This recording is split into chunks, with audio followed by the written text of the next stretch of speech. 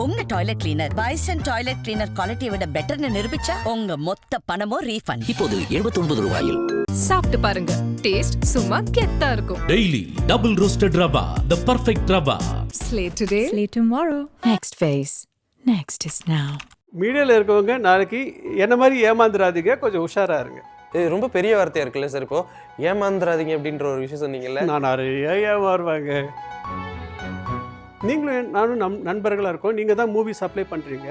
உங்கள் பேரில் நான் வந்து ஓப்பன் செக்கை வாங்கிட்டு போய் அடுத்த ஒரு 1/2 hourல 50 லட்சம் எடுத்துட்டார்.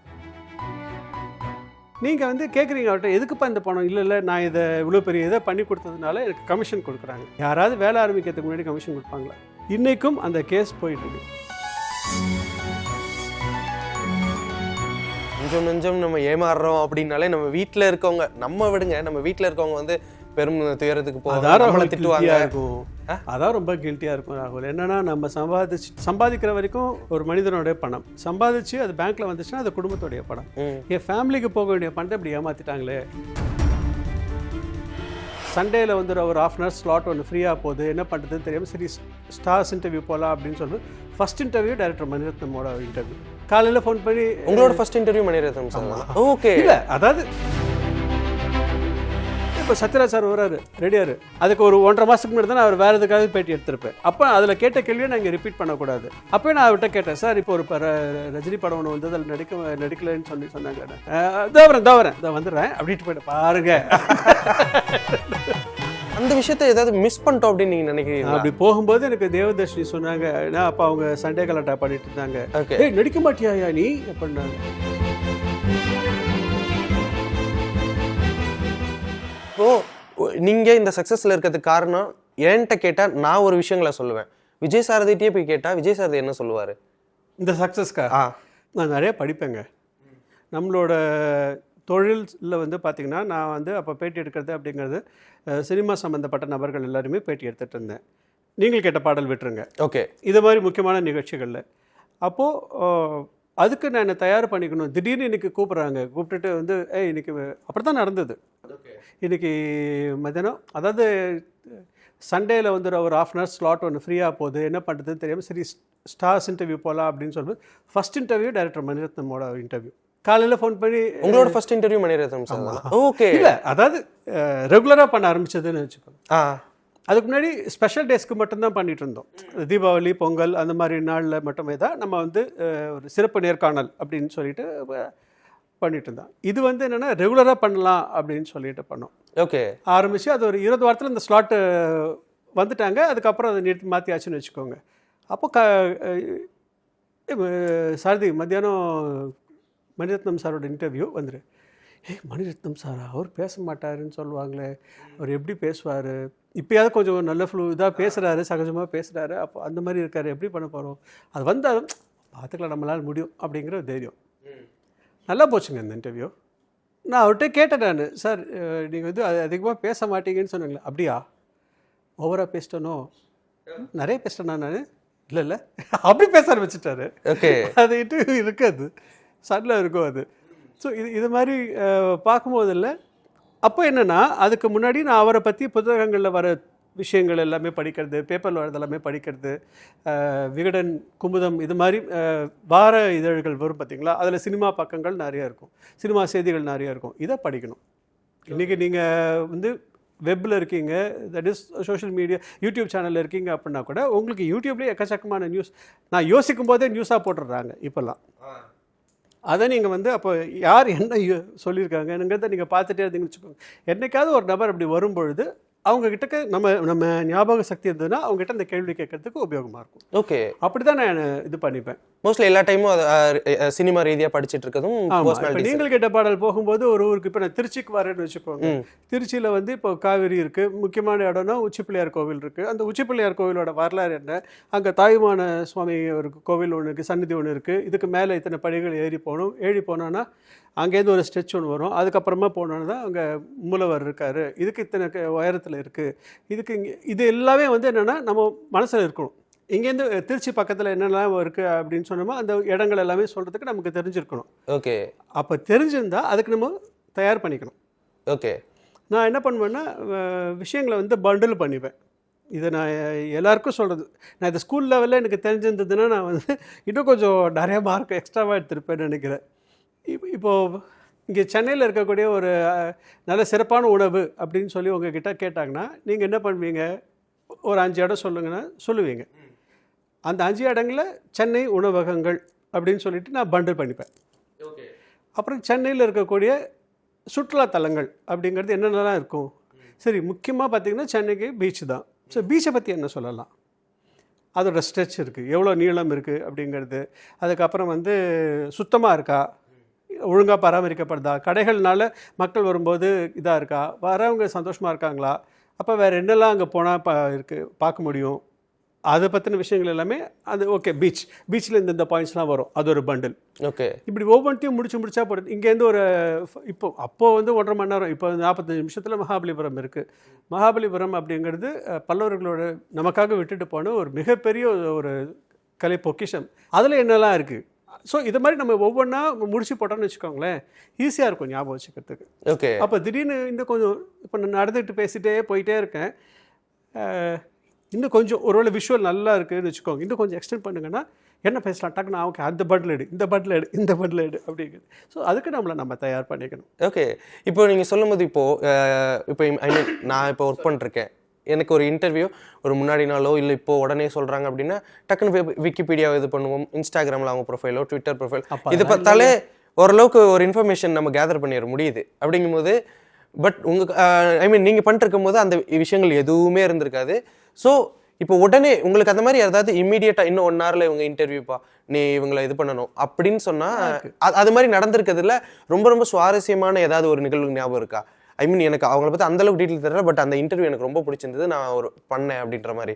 கஷ்டப்பட்ட மாதிரி எதுவுமே தெரியல. ஓகே, ஷார்ட்ஸ் பண்ணல, அதாவது முந்தின நாள் சொல்லாமல் இப்போ அன்னைக்கு இப்போ சொல்லி உடனே பண்ண இன்டர்வியூஸ்னா என்ன? நடிகர் சங்கத்தோட 75வது வருஷம் கொண்டாட்டத்துக்காக போயிருந்தோம். மலேசியா, சிங்கப்பூர் 2 ஊர்லேயும் ஈவெண்ட்ஸ் நடந்துட்டு இருந்தது. அப்போ வர ஆர்டிஸ்ட் கூடலாம் இன்டர்வியூ எடுக்கணும். ஓகே, திடீர்னு கூப்பிட்டு அடுத்தது, அதாவது என்னென்னா இங்கேருந்து நானும் போயாச்சு, போனதுக்கப்புறம் எவ்வளோ இன்டர்வியூஸ் முடியுமோ எடுத்துடலாம் ஓகே அப்படின்னு ஒரு பிளான் இந்த மார்னிங் பேண்டுக்கு. அப்படிங்கிறதுனால திடீர்னு இப்போ சத்யராஜ் சார் வராரு, ரெடியாரு அப்படின்வாங்க. ஓகே, அதுக்கு ஒரு 1.5 மாதத்துக்கு முன்னாடி தான் நான் அவர் வேறு எதுக்காக பேட்டி எடுத்திருப்பேன். அப்போ அதில் கேட்ட கேள்வியை நான் இங்கே ரிப்பீட் பண்ணக்கூடாது. ஸோ ஃப்ரெஷ்ஷான கேள்விகளாக இருக்கணும். அப்போ நான் அவர்கிட்ட கேட்டேன், சார் இப்போ வந்து நீங்கள் இப்போ ஒரு ரஜினி படம் ஒன்று வந்து அதில் நடிக்கலைன்னு சொன்னாங்களே, தோவரேன் வந்துடுறேன் அப்படின்ட்டு போயிட்டு பாருங்க சார் நடந்தது இது. ஓகேவா? ஸோ இதை மாதிரி நிகழ்வுகள் எல்லாமே வந்து நம்ம அந்த நேரத்தில் நம்ம எப்படி கேரி பண்ணுறோம். இப்போ எனக்கு நிஜமாவே எனக்கு உங்களை பற்றி தெரியாதுன்னு வச்சுக்கோங்களேன், தெரியாதுன்னு நான் அப்ரோச் பண்ணுறேன். ஓகே, இப்போ ஒரு நடிகர் ஒருத்தர் வந்திருக்காரு, அன்றைக்கி தான் ஃபஸ்ட் டைம் பார்த்துக்க போகிறேன். அப்போ தெரியாதவன் ஒருத்தர் என்ன கேள்வி கேட்பான். ஓகே, புரியுது. அந்த மாதிரி அப்ரோச் பண்ணிடுவீங்க. எங்கே படிச்சிங்க, எங்கே வளர்ந்தீங்க, அதுக்கப்புறம் அதுலேருந்து சொல்லக்கூடிய சுவாரஸ்யமாக வேறு ஏதாவது ஒரு பாயிண்ட் ஒன்று இருக்கும். இதுக்கு முன்னாடி சொல்லாத விஷயங்களை நான் எல்லாரும் ரெகுலராக கேட்கறது என்னென்னா, எந்த ஊர், என்ன படிச்சிங்க, யார் மூலமாக நீங்கள் சினிமாவுக்கு வந்தீங்க, இது கேட்பாங்க. சினிமாவுக்கு வந்ததுக்கப்புறம் முதல் நாள் ஷூட்டிங்கில் எப்படி இருந்தது, அது இப்போ வழக்கமாக இதிலே தான் ஒரு 5-6 கொஸ்டின்ஸ் தான் வச்சுட்டு அதிலே தான் சுற்றி வந்துட்டுருக்கு. இல்லைனா ரொம்ப ஒரு ஒரு மனிதரோடைய ஒரு பர்சனலாக அட்டாக் பண்ணுற மாதிரி கேள்விகளை தான் வந்துட்டுருக்கு. அது இல்லாமல் எப்படி கேட்குறது அப்படிங்கிறது தான். ஓகே, ஃப்ரெஷ்ஷாக கேள்வி கேட்கணும். அப்போ நானும் இன்றைக்கி தான் அவரை சந்திக்கிறேன் அப்படின்போது அவரை சந்திக்கும் பொழுது நான் என்னெல்லாம் தோணுதோ அது எல்லாத்தையுமே பேசுவேன். எப்படியும் அவங்க ஏதாவது 2 படங்கள் பண்ணியிருப்பாங்க, அந்த நேரத்தில் ப்ராப்ளமாக இருப்பாங்க, இல்லைன்னா நம்ம பேட்டி எடுக்க மாட்டோம். அப்படி அப்போ இவங்க எடுக்கிறாங்க அப்படின்னா கண்டிப்பாக தான் இருக்கும். அந்த நேரத்தில் கடன்னு கூட இருக்கவங்க கிட்ட நான் கேட்டுப்பேன். கேட்கும்போது அவங்க சொல்கிறது எனக்கு அது பாயிண்ட்ஸ் யூஸ்ஃபுல்லாக இருந்ததுன்னா அதை யூஸ் பண்ணிப்பேன். சரி, இப்போது நீங்கள் ஏகப்பட்ட ஷோஸாக இருக்கட்டும், சீரியல்ஸ், மூவிஸ், இந்த மாதிரி நிறைய விஷயங்கள் நீங்கள் பண்ணியிருக்கீங்க. அப்படிங்கும்போது இப்போ இருக்கிற இந்த ஒரு இப்போ இருக்கிற அந்த ஒரு பிளாட்ஃபார்ம்ஸ், ஆங்கரிங்காக இருக்கட்டும், இன்டர்வியூஸ், இதெல்லாம் பார்க்கும்போது உங்களுக்கு என்ன தோணும்? நிறைய பாடி ஷேமிங் இருக்குது. அதை வந்து நகைச்சுவைன்னு சொல்லி பார்த்து இது வந்து எப்படி தெரியுமா, ஒன்றால் நான் கேட்டேன் என்னால் நீ கேட்டேங்கிற மாதிரி ஒரு சிச்சுவேஷனில் மாட்டி. திருடனுக்கு தேல் கொட்டினா என்ன பண்ணுவாங்க, கத்தவும் முடியாது, தேலையும் தட்டி விட முடியாது.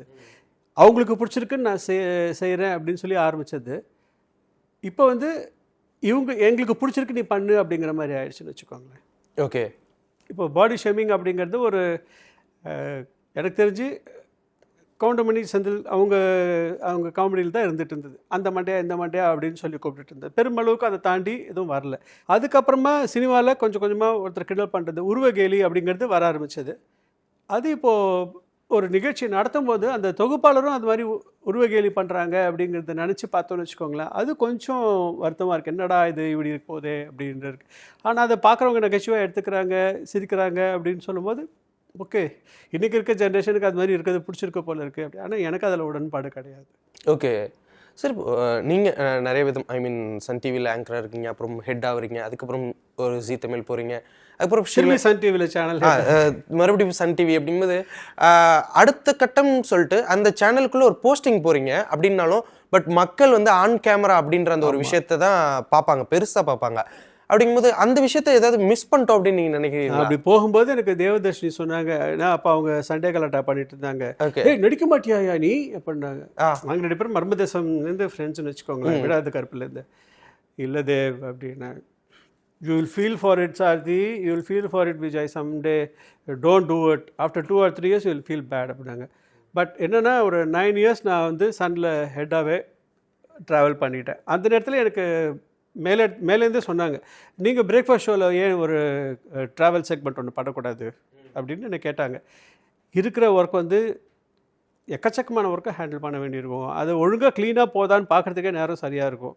அப்படி இருக்கும்போது நான் ட்ராவல் பண்ணிட்டு இருந்தேன்னா குழப்பம் வந்துடும், அப்படிங்கிறதுனால இருக்கட்டும் மேம் அப்படின்னு சொல்லிவிட்டு அதுக்கப்புறமா தான் நான் பண்ணேன். நான் ஓகே, இது காவேரி மேம் கேட்டாங்க. அப்போ அவங்ககிட்ட நான் சொன்னது இதுதான் சொன்னேன், இல்லை மேம் கொஞ்சம் இதெல்லாம் செட்டில் ஆகட்டும் மேம் அப்புறம் பண்ணலாம் அப்படிங்கிறது. என்னென்னா கேமரா அப்படிங்கிறது எனக்கு சோறு போட்ட ஒரு விஷயம். ஸோ அதுக்கு முன்னாடி நான் ஒழுங்காக இருக்கணும். இப்போ ஓஹோ இந்தன் பேபியில் பார்த்தீங்கன்னா நான் வந்து ஒரு இப்போ இருக்கிறத விட ஒரு 15 கிலோ கிட்ட எக்ஸ்ட்ராவாக இருந்திருப்பேன். அந்த கேரக்டருக்கு அது கரெக்டாக இருந்தது. அதுக்கப்புறமா பார்க்கும்போது ஐயோ எனக்கே ஒரு இன்ஃபீரியாரிட்டி காம்ப்ளெக்ஸ் போயிருந்தால் இவ்வளோ குண்டாக இருக்கும் அப்படின்னு சொல்லிட்டு கொஞ்சம் சுகரை கட்டில் பண்ணி இதெல்லாம் கட் பண்ணி இழைச்சிட்டேன். Okay, I have shed around 13 to 14 kgsன்னு வச்சுக்கோங்களேன். அதுக்கப்புறமா தான் எனக்கே வந்து ஓகே அப்பாடா இப்போ தான் விஜயசாரதியாக இருக்கும் அப்படிங்கிற மாதிரி தோண்டிட்டு இருந்தது. ஓகே, அதனால் எனக்கு என்னென்னா நம்ம கேமரா முன்னாடி நிற்கும்பொழுது நாம் ஒழுங்காக இருக்கணும் அப்படிங்கிறது என்னோடய எண்ணம். அந்த நேரத்தில் மைண்டும் ஒழுங்காக அதில் இருக்கணும், பாடியும் ஃபுல்லாக அதில் இருக்கணும். அது இல்லாத முடியாத பட்சத்தில் அதை எடுத்துகிட்டு பண்ணுறேன்னு ஆசைப்படக்கூடாது. எனக்கு நம்ம இங்கே நின்றுட்டு இருக்கும்போது இன்றைக்கி அந்த ஷூட்டிங் ஒழுங்காக போயிருக்குமா, பண்ணியிருப்பாங்களா, இது இன்றைக்கி வரேன்னு சொன்னாங்களா, அது இன்டர்வியூ தானே என்ன பேச முடியாது இல்லை, அது ஒன்று இருக்கும். அதனால நான் அது நிறுத்தினேன். அதுக்கு நடுவில் தான் சைத்தான் படம் பேச்சுமா பண்ணேன். அதுக்கப்புறம் படங்கள் எல்லாம் நிறைய டிஸ்கஷன்ஸ் எல்லாம் போயிட்டு இருந்தது. ஓகே, மெட்டீரியலைஸ் ஆகணும் ஆகலை.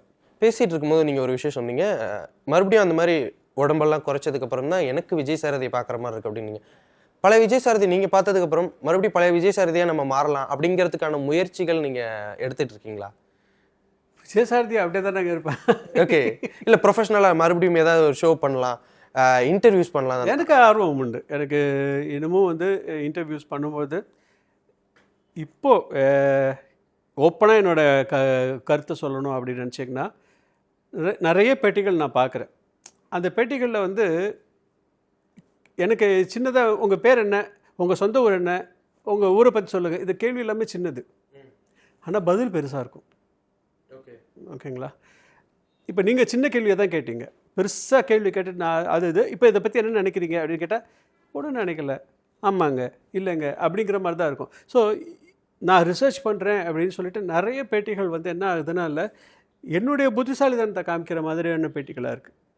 நேர்காணல் எடுக்கிறவங்க வந்து கொடுக்குறவர்கிட்ட இவங்களே நிறைய விஷயங்களை சொல்லி இப்படிலாம் சொல்லிவிட்டு இது எப்படி இப்போ வந்தது அப்படின்னு சொன்னால் சொல்கிறவங்களுக்கு என்ன விஷயங்கள் இருக்கும், அதுதான் எல்லாமே நம்ம கேள்வியில் கேட்டோமே. அப்போது அந்த இடத்துல நான் என்ன நிலைநாட்டிக்கணும் அப்படிங்கிற மாதிரியான ஒரு கேள்வியாக தான் இருக்குது. நான் பார்த்ததை சொல்கிறேங்க, ஒருவேளை அது பார்க்காம எனக்கு தெரியாமல் நிறைய பேர் நிறைய கேள்விகள் நல்லா கேட்டுட்ருக்கலாம், அவங்க எல்லாருக்குமே என்னுடைய பாராட்டுக்கள். அப்படி இருக்கும் பொழுதில் நம்ம வந்து என்ன கேட்குறோம், எப்படி கேட்குறோம் அப்படிங்கிறத தெரிஞ்சுட்டு கேட்கணும் அப்படிங்கிறது எனக்கு அது பார்க்கும்போதே தோணும். இன்னொன்று யூடியூப் அப்படியில் பார்க்குறவங்களுக்கு என்னென்னா முந்தி வந்து டிவியில் இருந்ததுன்னா ரிமோட்டில் மாற்றிட்டு போய்டுவாங்க, யூடியூப்பில் பார்த்தோன்னா டக்குன்னு தள்ளிட்டு போயிடலாம். எல்லாமே சுஜாதாவோட கதை ஒன்று இருக்குது, 10 செகண்ட் முத்தம் அப்படின்னு ஒரு கதை. அது எத்தனை பேர் படிச்சிருப்பாங்கன்னு தெரியல, படித்தவங்க எல்லாருக்குமே தெரியும். 100 மீட்டர் ரேஸை 10 செகண்டில் ஓட்டுறது தான் கதை. இப்போ வாழ்க்கையே வந்து 30 செகண்டுக்குள்ளே சுருங்கி போன மாதிரி இருக்குது. ஓகே. ரீலில் தான் ஓட்டிகிட்டு இருக்கோம் எல்லாமே. 30 செகண்ட் அவ்வளோதான். எவ்வளோ பெரிய விஷயமா இருந்தால் அதுக்குள்ளே தான். அதுக்கு மேலே நான் கொடுக்க மாட்டேன் அப்படிங்கிறது இல்லை. பார்க்குறவங்க தயாராக இருக்காங்க, கொடுக்குறவங்க நாம் எப்படி கொடுக்குறோம் அப்படிங்கிறது தான் இருக்குது. ஓகே. அதை மாதிரி ஒரு அப்படியெல்லாம் ப்ரெசென்ட் பண்ணலாம் அப்படிங்கிறதெல்லாம் இன்னமும் எனக்கு அது தோணும். ஓகே சார், இப்போது நீங்கள் என்ன பண்ணிகிட்டு இருக்கீங்க? இப்போ எனக்கு தெரிஞ்சு 2-3 பேர்கிட்ட கன்சல்டன்ட் மாதிரி இருக்கேன் நான். அதுக்கப்புறம் படங்கள் பேசிகிட்ருக்காங்க, அது போயிட்டுருக்கு. அண்ட் தெரிஞ்ச 2-3 பேருக்கு சும்மா இது ரியல் எஸ்டேட் லைசனிங் மாதிரி பண்ணிகிட்ருக்கேன். அது இன்னும் ஃபுல் ஃப்ளெஜ்டாக இன்னும் பண்ண ஆரம்பிக்கல. பட் நிறைய பேர் சொல்கிறாங்க, தெரிஞ்சவங்களாக இருக்காங்க அப்படின்னும் போது ஓகே அப்படின்னு 1-to-1 கான்டாக்டுக்கு ஈஸியாக இருக்கேன் அப்படிங்கிறதுனால அது பண்ணிகிட்ருக்கேன் நான். அண்ட் அது தட் அசைட் மீடியாவில் பார்த்தீங்கன்னா ஒரு சேனல் ஒன்று பேசிகிட்டு இருக்காங்க, பார்ப்போம். ஓகே. ஐ மீன் இதுவரை நீங்கள் ஒர்க் பண்ணாத ஒரு channel YouTube or satellite sir? இல்லை, சேட்டலைட் சேனல் தான் பேசிகிட்டு இருக்காங்க. ஓகே. அது நான் அதான் சொல்கிறேனே, என்ன ஆயிடுச்சுன்னா இல்லைங்க, இப்போது சரி சார் நீங்கள் வந்து என்ன பண்ணுவீங்க அப்படின்னு நம்மளை கேட்பாங்க. சரி நான் வந்து இதெல்லாம் பண்ணுவேன் அப்படி ஒரு ப்ரெசன்டேஷன் கொடுக்க முடியுமா அப்படின்வாங்க. ஒன்ஸ் நான் அந்த ப்ரெசன்டேஷன் எடுத்து நான் உங்ககிட்ட கொடுத்துட்டேன்னு வச்சுக்கோங்களேன், தட் பிகம்ஸ் யுவர் ப்ராப்பர்ட்டி. அதில் அந்த ப்ரெசன்டேஷனில் வந்து நான் எனக்கு எப்படின்னா சொல்லுன்னா அக்கு வரைக்கும் நான் சொல்லிவிடுவேன். ஓகே. அது டிஃபால்ட் செட்டிங்கில் அப்படி இருக்குதுன்னு நினைக்கிறேன். என்ன பண்ணலாம் அப்படின்னு கேட்டால், இதுக்கு இவ்வளோ செலவாகும், இதுக்கு இத்தனை நாள் ஷூட்டிங் போக வேண்டியிருக்கும், இந்த ப்ரோக்ராம் வைஸ் போட்டு. ஏன்னா நான் அப்படி தான் நான் சனில் வந்து சேனல் ஹெட்டாக ஜாயின் பண்ணும்போது என்னோடய ஆசையாக வந்து ஒரு travel and living channel, life style channel ஒன்று ஆரம்பிக்கணும் அப்படிங்கிறது தான். அதுக்காக தான் சன் லைஃப் அப்படிங்கிற பேரே வச்சு அந்த சேனலை ஆரம்பித்தது. வேறு பல காரணங்கள்னால அது மாறி போச்சுன்னு வச்சுக்கோங்களேன். அப்படி பண்ணும்போது என்னாகும், இதுக்கான விஷயங்கள் எப்படி பண்ண போகிறேன், ப்ரெசென்ட் பண்ணுப்பா அப்படின்னு சொன்னதுனால நான் வந்து இந்த இத்தனை ஷோஸ் இருக்கும், இத்தனை ஷோவை வந்து ஒரு எஃபிசி மாதிரி போடணும். நான் ஒரு 2 மாதத்துக்கு போட்டிருந்தேன் நான். இதை இத்தனை மாதத்துக்கு அப்புறம் ரிப்பீட் பண்ணுவேன், இந்த டைம் பேண்டில் ரிப்பீட் பண்ண முடியும், இந்த ஷோ பண்ண போகிறேன், இந்த ஷோக்கு எத்தனை கேமரா, அவுட்டோராக இன்டோராக, இந்த அளவுக்கு டெக்னிக்கல் எவ்வளோ செலவாகும் அப்படிங்கிற வரைக்கும் போட்டு, காஸ்ட்யூம் போட்டு, அப்போ இருந்து காஸ்ட் என்னவோ அதையும் போட்டு எப்படி ரெக்கவர் பண்ண போகிறோன்னு எல்லாத்தையுமே போட்டு கொடுத்தது. ஓகே. இப்போ நீங்கள் என்ன புது சேனல் அப்படின்னு கேட்டிங்கனாலும் இப்பயும் நான் அதை ஒர்க் பண்ணி தான் கொடுப்பேன். ஓகே. அது மாதிரி 2-3 பேர் என்கிட்ட வாங்கியிருக்காங்க, அதுக்கப்புறம் பார்க்க மாட்டாங்க. ஓகே. அதே தான் பண்ணுவாங்கன்னு வச்சுக்கோங்க. அதான் நடக்கும், உண்மையான விஷயம் அது. அதனால் மீடியாவில் இருக்கவங்க நாளைக்கு என்ன மாதிரி ஏமாந்துடாதீங்க, கொஞ்சம் உஷாராக இருங்க. இது ரொம்ப பெரிய வார்த்தையாக இருக்குல்ல சார்? இப்போது ஏமாந்துடாதீங்க அப்படின்ற ஒரு விஷயம் சொன்னீங்கல்ல. நான் நிறைய ஏமாறுவாங்க, அசால்ட்டாக ஏமாறுவாங்க. நான் ஏமாந்துருக்குன்னு இப்போ இது வந்து உங்கள் உழைப்பை திருடுறாங்க. ஏன்னா இப்போ நீங்கள் கொடுத்த ப்ரெசன்டேஷன் மேபி அதை வச்சுட்டு அவங்க வேற ஒரு ஷோ வேற ஒரு இடத்த வச்சுட்டு பண்ணிட்டு போயிருக்கலாம். இது உழைப்பை திருடுறது. இப்போது அது மாதிரி நீங்கள் இண்டஸ்ட்ரியில் வேறு விதமாக ஏமாந்துருக்கீங்களா நீங்கள்? ஏன்னா வாழ்க்கையில் நிறைய கஷ்டப்பட்டுருப்பீங்க, ஏன்னா உங்கள் பேச்சில் தெரியுது, அதுக்காக கேட்குறேன். சிரிப்புக்கு பின்னாடி பெயின் இருக்குதான், இல்லைன்னா சொல்ல முடியாது. நான் இலங்கையில் சக்தி டிவின்னு ஒரு அதுக்கு தலைமை பொறுப்பில் இருந்தேன்.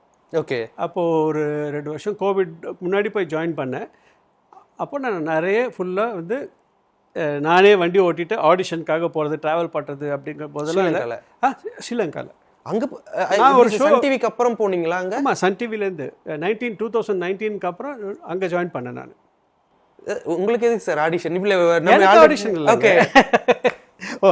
அது மாதிரி நீங்கள் தேடிட்டு போகிற ஒரு ஷோ ஒன்று இருந்தது. ஓகே. சூப்பர் ஸ்டார்ஸ்னு ஒரு ஷோ, சிங்கிங் ஷோ, சக்தி சூப்பர் ஸ்டார்ஸ்னு ஒரு ஷோ. அது சிங்கிங் டேலண்ட்ஸை ஐடென்டிஃபை பண்ணுறது. அப்போவே நான் என்ன பண்ணியிருந்தேன் அப்படின்னா, ஐபிஎல் மாதிரி பண்ணலாம், யாழ்ப்பாணம் வர்சஸ் கொழும்பு வர்சஸ் மலையகம் வர்சஸ் திருகோணமலை ட்ரிங்கோ அப்படிங்கிற மாதிரி ஒரு 4 டீமை ஃபார்ம் பண்ணி 4 டீமுக்கும் மென்டர்ஸ் வந்து இந்தியாவிலேருந்து அவங்கள கூப்பிட்டு, அதுக்கப்புறம் சூப்பர் ஜட்ஜ் அப்படிங்கிறவங்க வந்து ரெஹானா மேம் அவங்கள வச்சு பிளான் பண்ணி இதெல்லாமே ஆரம்பித்து எல்லாமே பண்ணோம். அப்போ ஆடிஷனுக்கு நான் ஒவ்வொரு கட்டமாக எல்லா இடங்களையும் ட்ராவல் பண்ணும்போது, அப்போ பத்திரிகைகளை மட்டுமே படித்த சில பேர், மட்டக்களப்பு, அப்புறம் வந்து வவுனியா, இதெல்லாம் வந்து பத்திரிகைகளில் மட்டுமே நம்ம படித்த ஒரு பேர்களாக இருக்கும். அதை நேரடியாக போய் பார்க்குறோம் அப்படிங்கிறது எல்லாமே ரொம்ப சுவாரஸ்யமான ஒரு விஷயமா இருக்கும். அந்த உணர்வு தனி உணர்வுன்னு வச்சுக்கோங்களேன். இந்த இடத்துல தான் இப்படி இருந்திருக்கும்ல. நான் அங்கே ஒரு ஹோட்டலில் போய் உட்காந்து சாப்பிட்டுட்டு, அதுக்கப்புறமா அங்கே தங்கியிருந்த சமயங்களில் வ்ளாக்ஸ் பண்ண ஆரம்பித்தேன். அப்போ அங்கே ஒரு ஹோட்டலில் உட்காந்து சாப்பிட்டுட்டு இருக்கும்போது அதோட டைம் சொன்னாங்க, சார் 1960s இருக்குது அப்படிங்கிற மாதிரி சொன்னாங்க. அப்போ 60ஸ்லேருந்து இன்றைக்கி வரைக்கும் இருக்குன்னா, இடைப்பட்ட காலங்களில் யாழ்ப்பாணத்தில் இருக்க ஒரு முக்கியமான பிரதான ஹோட்டல் இன்றைக்கும் சக்ஸஸ்ஃபுல்லாக போயிட்டுருக்குன்னா, அப்போ யாரெல்லாம் வந்திருப்பாங்க அங்கே? இல்லை, அது மாதிரிலாம் நம்ம எண்ணங்கள் போகும்ல. அப்போது எல்லா காலகட்டங்களையும் அந்த ஒரு கிரைசிஸ் காலகட்டங்களையும் இது இருந்திருக்கு. அப்போ இருந்துட்டு அப்போ இங்கே யாரெல்லாம் வந்திருப்பாங்க, எப்படி இருந்திருக்கு உங்களோட வாழ்க்கை முறைகள் அப்படின்னு யோசிக்கும் பொழுது ஒரு மாதிரி ஒரு வேற ஒரு உலகத்து தஞ்சாவூர் கோயிலுக்கு போனால் இங்கே தானே ராஜராஜ சோழன் நடந்திருப்பான் அப்படின்னு தோணும் பாருங்க. அந்த மாதிரி ஒரு உணர்வுன்னு வச்சுக்கோங்க. அது மாதிரி நிறைய இடங்கள் இருக்கும். அப்படி தான் நான் அங்கே போய் சேனலடாக ஜாயின் பண்ணி நிறைய ஷோஸ் புதுசாலாம் பண்ணி எல்லாமே பண்ணோம். அங்கே இந்த கோவிடுக்கு அப்புறம் என்னென்னா சரி ஓகே நாம் ஒரு சேனல் ஒன்று இது பண்ணால் என்ன டேக் ஓவர் பண்ணி நாம் மாற்றினா என்னென்னா எனக்கு தெரிஞ்ச வரைக்கும் அங்கே நிறைய இந்திய இப்போ பார்த்தீங்கன்னா விஜய் டிவி, சன் டிவி பார்க்குறாங்க, எல்லாருமே பார்க்குறாங்க, ரொம்ப ரசிக்கிறாங்க. இங்கே ஃபேமஸாக இருக்க ஆங்கர்ஸ் எல்லாரையும் அவங்களுக்கு அவ்வளோ பிடிக்குது. ஓகே. ஆனால் அங்கே இருக்க நபர்கள் அதை மாதிரி பேசினா அவங்க அது மாதிரி தமிழ் பேசலாம், நீ பேசலாமாடா அப்படின்னு ஒரு கேள்வி கேட்குறாங்க. அவங்க அது மாதிரி சகஜமாக பேசலாம், நீ பேசலாமா அப்படின்னு கேட்குறாங்க. கேள்விப்பட்டிருக்கேன் இந்த விஷயங்களை நிறையா. ஸோ அதையும் நம்ம பேலன்ஸ் பண்ணிக்கணும். ஸோ சகஜமாக மீடியாவுக்குன்னு ஒரு தமிழ் ஒன்று இருக்குது. ஸோ அந்த தமிழை அவங்க ஒழுங்காக உச்சரிக்கணும், ஒழுங்காக பேசணும். அதை பேசும்பொழுது அது நல்ல சிறப்பாக இருக்கும் அப்படிங்கிற ஒரு இது. சரி நம்ம ஏன் ஒரு சேனல் இங்கே பண்ணக்கூடாது அப்படின்னு சொல்லிட்டு ஒன்று ஆரம்பிச்சதுங்க. அது மைண்டில் போட்டு கொடுக்குன்னு உடஞ்சி சரி சுற்றி இது பண்ணலாம், அதை பண்ணலாம், இதை பண்ணலான்னு சொல்லிட்டு அப்போ எதாச்சியாக ஒரு நபரை இன்னொருத்தர் அறிமுகப்படுத்த அவர் அங்கே ஸ்டார் தமிழ் அப்படின்னு ஒரு டிவி ஒன்று இருந்தது. இப்போ அது அப்படியே சைலண்ட்டாக இருக்குது. அவங்களுக்கு எல்லாருமே என்ன பண்ணுவாங்கன்னா ஒரு தமிழ் டிவி ஒன்று வச்சுருப்பாங்க, ஒரு சிங்கள டிவி ஒன்று வச்சுருப்பாங்க. ஐபிசி ஆஃபீஸை கூட நான் யாழ்ப்பாணத்தில் பார்த்துருக்கேன்னு வச்சுக்கோங்களேன். அந்த பக்கம் போகும்போது நான் பார்த்துருக்கேன். அங்கே இருக்க அவர் பேர் நவநீதன். திரு நவநீதன் அவர் தான் லாய்ஸ் பண்ணி எல்லாமே ஹெல்ப் பண்ணுறேன் அப்படின்னு சொல்லி அப்புறம் நடுவில் சூரியன் எஃப்எம்மில் போய் அதுக்கப்புறமா இப்போ சமீப காலங்களில் போய் அங்கே இருக்க ஒரு சூரியன் எஃப்எம்மில் ஒரு முக்கியமான ஒரு இதில் இருந்தார். அவர் இவர் தான் ஆர்ஜே, அவர் தான் லாய்ஸ் பண்ணிகிட்டு இருந்தார் எனக்கு. சரி ஓகே திடீர்னு ஃபோன் பண்ணி அவங்களுக்கு நம்ம ஒரு 50 லட்சம் கொடுக்க வேண்டியிருக்கு, படங்கள்லாம் நம்ம யூஸ் பண்ணிகிட்ருக்கோம், நான் இன்னும் டேக் ஓவர் பண்ணலை, எனக்கு அந்த லெட்டரை கொடுக்கல. அது ஆனால் கம்பெனிலேருந்து அந்த லெட்டரை அவர் கையில் வாங்கி வச்சுருக்காரு. வாங்கி வச்சுட்டு என்கிட்ட கேட்குறாரு, இல்லை நான் இன்னும் கொடுக்கணும் அப்படின்னு. அது அந்த லெட்டர் நீங்கள் இதுக்கு பணத்தை கட்டிட்டாங்கன்னா அவங்க கொடுத்துருவாங்க. சரி நான் 50 லட்சத்துக்கு நல்ல அது முதல்ல இது கம்பெனி பேரில் கொடுத்து இல்லை கம்பெனி பேரில் வேணாமா அவர் பேர்லேயே கேட்குறாரு அப்படின்னு சொல்லிட்டு நீங்களும் நானும் நண்பர்களாக இருக்கோம், நீங்கள் தான் மூவி சப்ளை பண்ணுறீங்க, உங்கள் பேரில் நான் ஓப்பன் செக்காக வாங்கிட்டு போய் அடுத்த ஒரு 1/2 ஹவரில் 50 லட்சம் எடுத்துட்டார். ஓகே ஓகே நீங்கள் கேட்குறீங்க அவர்கிட்ட எதுக்குப்பா இந்த பணம்? இல்லை நான் இதை இவ்வளோ பெரிய இதை பண்ணி கொடுத்ததுனால எனக்கு கமிஷன் கொடுக்குறாங்க. யாராவது வேலை ஆரம்பிக்கிறதுக்கு முன்னாடி கமிஷன் கொடுப்பாங்களா? ஓகே. இன்றைக்கும் அந்த கேஸ் போயிட்டுருக்கு. 2009 நடுவில் என்னாச்சுன்னா அதுக்கப்புறம் இலங்கையை பொறுத்த வரைக்கும் என்னென்னா அப்பப்போ அது பாவம், நிஜமாகவே பாவப்பட்ட ஒருங்க. நல்ல மக்கள் எல்லாருமே மொத்தத்தில் ரொம்ப அன்பானவங்க, எல்லாமே அது மாதிரி தான் இருக்கும். நல்ல சீராக போயிட்டுருக்க ஒரு திடீர்னு பார்த்திங்கன்னா ஒரு குண்டு வெடிப்பு இதாக ஒன்று. நான் போகும்போது ஈஸ்டர் பாம் பிளாஸ்ட் ஒன்று நடந்தது. அதுக்கப்புறமா ஈஸ்டர் பாம் பிளாஸ்ட் நடந்ததுன்னா அன்றைக்கி ஈவினிங் சுதாகர் சார் இருக்கார்ல, இப்போ அவங்க இல்லை, ரஜினி சாரோட ரசிகர் மன்ற தலைவராக இருந்தாங்க. அவங்க ஃபோன் பண்ணி ஏன்னா நான் ஊருக்கு போகிறதுக்கு முன்னாடி இவர்கிட்ட பிளெஸிங்ஸ் வாங்கிட்டு போகிறேன் தலைவர்கிட்ட. அவர் ஃபோன் பண்ணி கேட்குறாரு என்கிட்ட, எப்படி இருக்கீங்க சாரதி, நல்லா இருக்கீங்களா சார் விசாரிக்க சொன்னாங்க. பரவாயில்ல, அவர் மைண்டில் ஏதோ ஒரு ஓரத்தில் ஏதோ இருக்கும், அத்தனை நியூரான்ஸுக்கு நடுவில் ஏதோ ஒரு நியூரான் எந்திரன் மைண்டில் இருக்கோமே அப்படின்னு நினச்சிக்கிற மாதிரி தான். அதுக்கப்புறம் பார்த்திங்கன்னா பிளாஸ்ட் அதுக்கப்புறம் கொஞ்சம் உடனே டூரிசம் கட் ஆச்சு. கொஞ்ச நாளில் திரும்பி அதுலேருந்து அப்படியே தட்டு மாதிரி மேலே வரும்போது கோவிட் வந்தது. அதுக்கப்புறம் திரும்பி டூரிசம். அவங்க டூரிசம், டீ அண்ட் டெக்ஸ்டைல்ஸ், இது 3 தான் மெயின்னு வச்சுக்கோங்களேன். 3 T's அப்படின்னு சொல்லுவாங்க. இந்த டூரிசம் தான் அவங்களால மெயின் ரெவன்யூ அவங்களுக்கு. இந்தியாவிலேருந்து இது பக்கம் தானே, அடிக்கடி வீக்கெண்டில் போயிட்டு வரவங்களாம் நிறைய பேர் அங்கே இருப்பாங்க. அந்த டூரிசம் அடி வாங்குச்சு, ஃப்ளைட்டே வர முடியாது, எந்த கப்பலும் கிடையாது, டோட்டலாக இந்த ஐலாண்டு அதுக்குள்ளே சர்வே ஆகணும் அப்படின்னா மஞ்சத்தூள்லாம் நான் 800 ரூபாய்க்கு வாங்கியிருக்கேன். நம்ம இங்கே இருக்க அந்த பேக்கெட் இருக்குல்ல, நிறைய பிராண்ட் மஞ்சத்தூள் போட்டிருக்காங்கல்ல, அதெல்லாமே அந்த காலகட்டங்களில் நான் 800 ரூபாய்க்கு இலங்கை பணத்தில் வாங்கியிருக்கேன். அப்போ நம்ம ஊர் பணத்துக்கு கன்வெர்ட் பண்ணிங்கன்னா ஒரு 300-400 ரூபா இருக்கும். அது அப்போ ஏன்னா நடுவில் விலை ஏறிடுச்சு, இந்தியா பணத்தோட விலை இது கூடுதலாகிடுச்சு. அதுக்கப்புறமா அங்கே நிறைய கொஞ்சம் கொஞ்சமாக எல்லாம் தடுமாறி மேலே வரும்போது பொலிட்டிக்கல் அன்சர்டனிட்டின்னு ஒன்று வந்தது. மக்கள் புரட்சி அப்படின்னு மாணவர்கள்லாம் போய் அங்கே இதை பண்ணாங்க. என்னென்னா போலீஸ் நம்ம கேஸை நான் கொடுத்துட்டேன், ஆனால் அவங்களுக்கு இந்த மாதிரி நிறைய முக்கியமான நாட்டுக்கு ஒரு முக்கியமான விஷயம் அப்படின்னு ஒன்று வரதுனால அவங்களால இதை கான்சன்ட்ரேட் பண்ண முடியல. புரியுது. ட்வீட் தான் எனக்கு திரும்பி அதுலேருந்து காப்பாற்றுச்சு. சமீபத்தில் ஒரு ஒரு வருஷத்துக்கு முன்னாடி என்னாச்சுன்னா ட்விட்டர் தான் எக்ஸ்தலம் என்னாச்சுன்னா அதில் அவங்க பிரசிடெண்ட் அவர் வந்து புது இப்போ இருக்க ஜனாதிபதி வந்ததுக்கு பின்னாடி என்ன பண்ணார், வாங்க தொழில் முனைவோர்கள்லாம் இலங்கைக்கு வரலாம் அப்படிங்கிற மாதிரி ஒன்று போட்டிருந்தார். போகாதீங்க, இதை நம்பி போனால் ஏமாந்துருவீங்கன்னு நான் இங்கிலீஷில் என்னோடய எக்ஸ்பீரியன்ஸ் எல்லாத்தையுமே ஷேர் பண்ணிவிட்டு டைரெக்டாக பிரசிடென்ட் ஆஃபீஸ்க்கு ஒரு மெயில், அப்போ ஐஜிபின்னு சொல்லுவாங்க, அவர் தான் ஒரு ஹெட், அவருக்கு ஒரு மெயில் அப்படின்னு எல்லாருக்கும் நான் மெயில் போட்டேன்.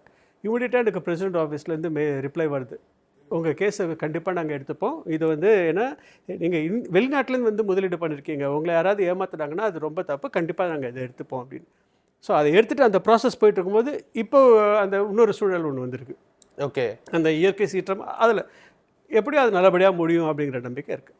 இங்கே இருக்கீங்க, எதுக்கு ஸ்ரீலங்காவில் போயிட்டு ஒரு விஷயம் பண்ணணும் அப்படின்ற அந்த ஒரு இன்ட்ரெஸ்ட் உங்களுக்கு தானே? என்னன்னா அந்த நேரத்தில் எனக்கு 2 சேனலில் பேசினாங்க அங்கே. இங்கே ஸ்போர்ட்ஸ் சேனல் ஒன்றுக்கு இந்தியாவிலையா பாம்பேக்கு போகணும் அப்படின்னு சொல்லிட்டு ஒன்று இன்டர்வியூ கேட்டாங்க, பேசுனாங்க, அதெல்லாமே பேசிட்டு நல்லபடியாக போச்சு. அதுக்குள்ளே இந்த ஒரு இது வந்து சேர்மனை நான் மீட் பண்ணேன், நான் ரேடிசனில் தான் மீட் பண்ண உடனே இல்லை, ஹே அவையோ, அவர் வந்து ஒரு 70 வயசு இருக்குன்னு வச்சுக்கோங்களேன். ஆனால் 70 வயசு இருக்காது அவருக்கு, பார்க்கறதுக்கு தான் 70 வயசு, அவ்வளோ ஒரு இதாக இருப்பார். தமிழ் அவர் தான் வந்து இந்த சிரசா குரூப்புக்கு ஹெட். சிரசாங்கிறது இவங்களுடைய இலங்கை சேனல், சிரசா, சக்தி டிவி, அதுக்கப்புறம் எஃப்எம், அதுக்கப்புறம் நியூஸ் எல்லாமே இருக்குது. ரொம்ப பவர்ஃபுல் பர்சன். அவர் என்ன சொன்னார், மகாராஜா சார்னு சொல்லுவாங்க, அவர் கிளி மகாராஜா அப்படின்னு தான் அவர் கூப்பிடுவாங்க. அவர் வந்து send him the next flight, I want him there அப்படின்ட்டார். எனக்கு என்னென்னா சரி, வேறு ஒரு யூனிவர்ஸ், நம்ம டெலிவிஷன் பார்க்குறவங்களும் நம்ம யூனிவர்ஸ்ன்னு சொல்லுவோம், வேறு ஒரு யூனிவர்ஸ், அங்கே போவோம், அங்கே இருக்க மக்களுக்கு என்ன பண்ண முடியுமோ அதை பண்ணலாம், புதுசாக நிறைய நிகழ்ச்சிகள் பண்ணலாம். இதெல்லாம் என்னென்னா அங்கே சினிமாக்கள் வந்துட்டுருக்கு, அங்கேயும் தயாரிக்கிறாங்க, நிகழ்ச்சிகள் பண்ணுறாங்க, அவங்களுக்குள்ளே இருக்க சோகத்தோட வெளிப்பாடாக தான் இருக்குது. நிகழ்ச்சி தயாரிக்கிறாங்கல்ல, அவங்களுக்குள்ளார ஏதோ ஒரு சோகம் இருக்கும், அந்த சோகத்தோட வெளிப்பாடாக அதை மட்டுமே பதிவு பண்ணிகிட்ருக்காங்க. அங்கேயும் மக்கள் சந்தோஷமாக இருக்காங்களா, அதை கொண்டு வாங்க. எத்தனை நாளைக்கு நம்ம அந்த சோகத்தை இருந்துருப்போம், சோகத்தை மறக்கிறதுக்கு தான் நம்ம சிரிக்கிறோம் இல்லை. அப்போது அந்த நல்ல லைட்டர், ஏன்னா அவங்க வந்து இங்கே Vijay TV, Sun TV, Zee TV எல்லாமே பார்த்துட்ருக்காங்க. அவங்களுக்கு அந்த ஊர் கலைஞர், அந்த ஊர் திறமைகளை வச்சே நம்ம ஒரு சேனல் உருவாக்கினா என்ன அப்படின்னு எல்லாமே பிளான் பண்ணிட்டு தான் ஆரம்பிச்சது. நன்றி திருநாவனிதன் ஏமாத்துறதுக்கு. எங்கே போகுது காலம் சுற்றி வரும். இல்லை நீங்கள் ஏமாறதான், அது மாதிரி நிறையா ஏமாந்தேன். இங்கே ஒரு பெரிய நிறுவனம் இருக்குது, தேவர் ஃபிலிம்ஸ் இருக்குல்ல, அவருடைய பேரன் அப்படின்னு சொல்லிட்டு வேல்முருகன் ஒருத்தர். நான் ஏமாந்தது மட்டுமே நீங்கள் தனியாக எபிசோடாக போடலாம், அந்த அளவுக்கு ஏமாந்துருக்கேன். இல்லை அது கூட சேனல் ஓகே, உங்களோட ஃபீல்ட் ரிலேட்டடாக ஒன்று இருக்குது, இப்போ தேவர் ப்ரொடியூஸ் பண்ணணும் அப்படின்னு சொல்லிட்டு வந்து நீங்கள் படம் ஆஃபீஸில் பார்த்தாரு. ஓகே, நான் அப்போ அங்கே சேனல் ஹெட்டாக சன்னில் ஒர்க் பண்ணிகிட்ருக்கேன். அவர் வந்து இந்த மாதிரி நான் எங்கள் வீட்டுக்கு வெள்ளிக்கிழமை விரதம் ஷூட்டிங் நடக்கும்போது அங்கிள் வருவாங்க. அங்கிள்லாம் எங்கள் அப்பாவா சொல்கிறார். அப்பா அதில் வில்லனாக நடிச்சிருந்தாங்க. நான் மறைந்த நடிகர் சசிகுமாருடைய மகன், அது தெரியும், தெரியாதவங்களுக்கு சொல்லிட்டேன். அவங்க வந்து அங்கிள் தூக்கி வச்சுலாம் கொண்டாடி விளையாடுவாங்க. அப்பா பற்றி சொன்னேன்னா, அப்பா வந்து நான் என்னோடய 4-5 வயசில் இழந்துட்டேன். அப்பாவை பற்றி சொல்கிறாங்கன்னா ஆட்டோமேட்டிக்கான ஒரு இது ஒன்று வரும்ல, உட்காருங்க சார் அப்படின்னு பேசிகிட்டு இருக்கும்போது அப்புறம் என்னாச்சு, இந்த மாதிரி எல்லாமே ஆச்சு. அவருக்கு சன் டிவிலேயே வந்து ஒரு ப்ரொடக்ஷனுக்கு வந்தது, அந்த அளவுக்கு போச்சு. அவர் வந்து என்னென்னா, இப்போ ஷூட்டிங்க்கு பணம் வேணும் அப்படி, எனக்கு கொஞ்சம் நான் உங்களுக்கு ரிட்டர்ன் பண்ணிடுறேன், இப்போ தான் சன் டிவியில் இது பண்ணிட்டாங்க. அவருக்கு ஒரு 25 லட்சம் இன்றைக்கு வரைக்கும் கொடுக்கல. ஆள் எங்கே இருக்காருன்னு தெரில. பார்த்துட்டு யாராவது சொன்னீங்கன்னா கமெண்ட்டில் போடுங்க, அப்படின்னு பார்த்து தெரிஞ்சுக்கிறேன். இது மாதிரி பெரிய லகரங்களில் தான் நான் ஏமாறதே. ஓகே, இல்லை சார், இப்போ கொஞ்சம் நெஞ்சம் நம்ம ஏமாறுறோம் அப்படின்னாலே நம்ம வீட்டில் இருக்கவங்க, நம்ம விடுங்க, நம்ம வீட்டில் இருக்கவங்க வந்து பெரும் துயரத்துக்கு போக திட்டுவாங்க இருக்கும். அதான் ரொம்ப கில்ட்டியாக இருக்கும் ராகுல். என்னென்னா, நம்ம சம்பாதிக்கிற வரைக்கும் ஒரு மனிதனுடைய பணம் சம்பாதிச்சு அது பேங்க்கில் வந்துச்சுன்னா அது குடும்பத்தோடைய பணம். என் ஃபேமிலிக்கு போக வேண்டிய பணத்தை இப்படி ஏமாற்றிட்டாங்களே அப்படின்னு. ஆனால் அந்த நேரத்தில் முடிவு எடுத்தது நான் தான். அது அப்போ அந்த முடிவு பண்ணது நான், அது பொறுப்பு நான் தான் சுமக்கிறேன்னு வச்சுக்கோங்களேன். ஆனால் நம்பி அக்ரிமெண்ட்லாம் போட்டு கையில் கொடுத்து ஒவ்வொரு இடத்துலையும் வந்து அக்ரிமெண்ட்லாம் போட்டு எல்லாமே பேசி, இப்போ ரீசெண்டாக ஒரு பெரிய புதுசாக ஒரு சேனல் ஒன்று ஆரம்பிக்கணும்னு சொல்லிட்டு எல்லாமே பேசினாங்க. டோட்டல் ப்ரெசன்டேஷன் எல்லாமே கொடுத்துருக்கேன். எல்லாமே கொடுத்ததுக்கப்புறமா பார்த்திங்கன்னா அப்படியே சைலண்ட்டாக இருக்காங்க. ஓகே, நல்ல வேலை இன்னொருத்தவங்க பேச ஆரம்பிச்சிருக்காங்க. பார்ப்போம் என்ன நடக்குது. நமக்கு வந்து அதுதான் ஆண்டவன் கஷ்டப்படுறவங்களுக்கு நம்புறவங்களை ஏமாற்ற மாட்டான், கைவிட மாட்டான். தலைவர் சொன்னது தான், கண்டிப்பாக நல்லது நடக்கும் அப்படிங்கிற ஒரு நம்பிக்கை இருக்குது. கண்டிப்பாக sir. Sir, how is your family? வீட்டில் எல்லாரும் எப்படி இருக்காங்க? Nice and happy. எனக்கு சப்போர்ட்டிவாக இருக்காங்க எப்போவுமே. இது மாதிரி ஏதாவது ஒன்று பண்ணக்கூட என்னை குத்தி காமிக்கிறதுங்கிறது கிடையாது. ஆனால் என்னென்னா, நான் அடுத்து இது மாதிரி ஒன்று பண்ண போகிறேன் அப்படின்னு சொல்லும்போது ஜாக்கிரதை அப்படின்னு சொல்லி, இப்போ நான் யோசிக்கும் போது எனக்கு எக்ஸ்டர்னலாக 2 பேர் உட்காந்து யோசிப்பாங்க, இது இப்போ தேவையா வேணுமா அப்படின்னு. அப்புறம் என்னென்னா, சரி அவங்க விஜய் முடிவு பண்ணால் கரெக்டாக தான் இருக்கும் அப்படிங்கிற ஒரு நம்பிக்கை ஒன்று இருக்கும். அப்பா எடுக்கிற முடிவுகள் சரியாக இருக்கும் அப்படிங்கிற இது நம்பிக்கை மகன்கிட்ட இருக்கும். நான் இது மாதிரி ஏதாவது ஏமாறுறேன், இது பண்ணுறேன் அப்படின்னு சொல்லும்போது எனக்கு அவங்க தான் பெரிய பலமாக இருக்காங்க, கண்டிப்பாக சப்போர்ட்டிவாக இருக்காங்க. தொடர்ந்து நீங்கள் நிறையா உங்களுக்கான அந்த ஒர்க்ஸை தேடி நீங்கள் பண்ணிட்டுருக்கீங்க. அப்படிங்கும்போது எங்களுக்கு இப்போ ஒரு ஆடியன்ஸ் சைட்லேருந்து நான் சொல்லிக்க விரும்புறது என்னென்னா, நீங்கள் ஒரு யூடியூப் சேனல் வச்சுருக்கீங்க, நிறைய vlogs பண்ணுறீங்க. அப்படிங்கும்போது எங்களுக்கு நிறைய பழைய மெமரிஸ் நாஸ்டாலஜிக்காக இருக்குது அந்த வாய்ஸை கேட்கும்போது. அப்படிங்கும்போது நீங்கள் மறுபடியும் நிறைய இன்டர்வியூஸ் பண்ணணும்னு நான் விரும்புகிறேன், ஆடியன்ஸும் நிறைய பேர் விரும்புகிறாங்க. ஹோப் நீங்கள் நிறைய இன்டர்வியூஸ் ஃபியூச்சரில் பண்ணால் நாங்களும் நிறைய கற்றுக்கிட்டே இருப்போம் உங்களை பார்த்து. நிறைய விஷயங்கள் பகிர்ந்துக்கிட்டீங்க sir. Thank you so much for ராகுல். தேங்க்ஸ். முக்கியமாக என்ன சொல்லணும்னா, ஒரே செட் ஆஃப் கொஸ்டின்ஸ் நிறைய பேர் கேட்பாங்க, நீங்கள் அது மாதிரி கேட்கல ராகுல். தயவு செஞ்சு இதை எடிட் பண்ணி கட் பண்ணாமல் யார் ப்ரொடியூசர்? நான் தான். நீங்கள் தானே கட் பண்ணி தூக்கி போட்டுறாதீங்க. ராகுல் கிட்ட இருந்து பேசினேன் என்னென்னா, ரொம்ப யதார்த்தமாக இருந்தது உங்ககிட்ட பேசுறது. என்ன ரொம்ப இதாக சொல்லணும்னா, எனக்கே என்ன மாதிரி ஒருத்தர் பேட்டி எடுக்கிறாரு அப்படிங்கிற மாதிரி தோணுச்சு. Thank you so much. சந்தோஷமாக இருந்தது. அதனால இப்படியே மெயின்டைன் பண்ணிக்கோங்க. தேங்க்யூ. வாழ்த்துக்கள் எல்லோருக்கும். வாழ்த்துக்கள். வருது, கிறிஸ்மஸ் வருது, கொண்டாடுங்க. புது வருஷம் பிறக்கும் போது கொண்டாடுங்க. அதுக்கப்புறம் தை வருது, கொண்டாட்டமாக இருங்க. எப்பயும் சந்தோஷமாக இருங்க.